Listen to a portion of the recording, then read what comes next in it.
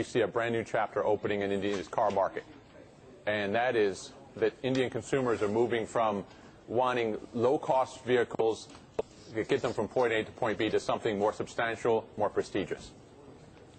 Indeed. So what are the names that you look at? Who's actually ahead of the game? Who's well on the mark at least when it comes to these foreign car makers?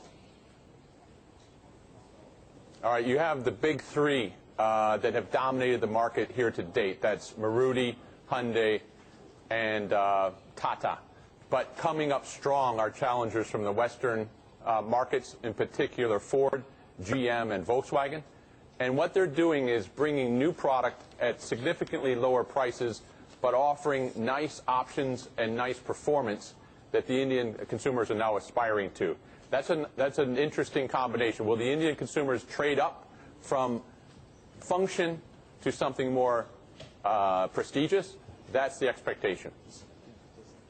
Right, exactly. So do we look at the luxury names as well? Are they they're getting more popular too, as people do have that trade-up story?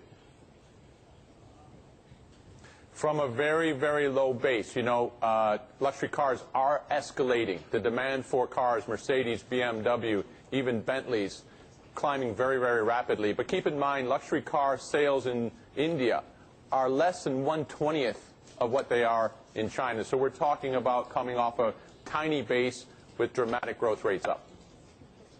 Okay, so, well, you know, what about the smaller end, the end where the battle was meant to take place? And we're talking, of course, about Tata's Nano here. It's a car which many people have described as a failure. Would you actually also describe it like that? That's a little bit harsh. There were tremendous expectations for the Nano. What it promised was a car for the people at around $2,000. But what they discovered is that Indian consumers wanted to have a lot of features and options that bumped the price of the car up to $35,000, even $4,000, $5,000. And all of a sudden, you're bumping up against the established players from Suzuki, from Hyundai, and from others. That's why the Nano hasn't taken off yet. There's also been reliability issues. But the main story is that expectations were sky high, and they weren't able to deliver on the dream of $2,000 for your car. Michael, thank you very much indeed for joining us there from Jakarta. Right, we're going to